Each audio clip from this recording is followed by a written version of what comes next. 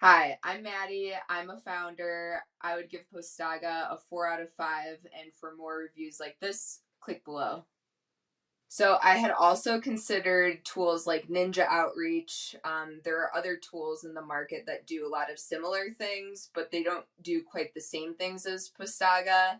And I think the reason why Ninja Outreach wasn't kind of the end all and be all for me is because part of it was their user interface is just a little bit more confusing.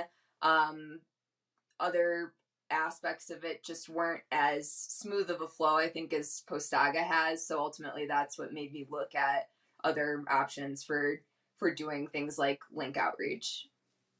So I chose Postaga in part because I had been connected to one of the co-founders of this tool, and before they had launched this platform, I got kind of like an inside view into how it worked. I got to give some feedback, and so I feel connected to it in some ways because I think some of my feedback influenced where it went from there.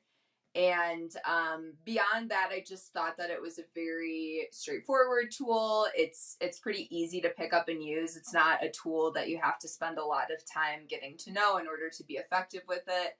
And beyond that, I think that a lot of the sort of data driven aspects of it are very interesting. It does a lot behind the scenes to help speed up the process of doing link outreach and other things that involve emailing people that you want to get in touch with, but maybe didn't have their contact information prior to setting out to do those things. Kind of like I was saying before, Postaga is really easy to just pick up and run with. It's very straightforward. Everything is kind of labeled within their user interface in a way that makes sense.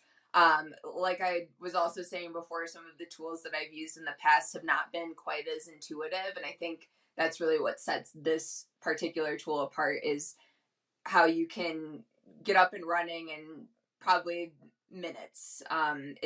It's just that intuitive. So what I would recommend to get started with Postaga is definitely check out a lot of the resources that they've created. They do webinars all the time. They keep their blog updated with different use cases. So that's probably the easiest thing to do is just to see how other people have used it, how the founders intended it to be used, and possibly also reaching out to people, whether in your network or other reviewers, and seeing how they have made use of it. But there are a lot of educational resources available to get started.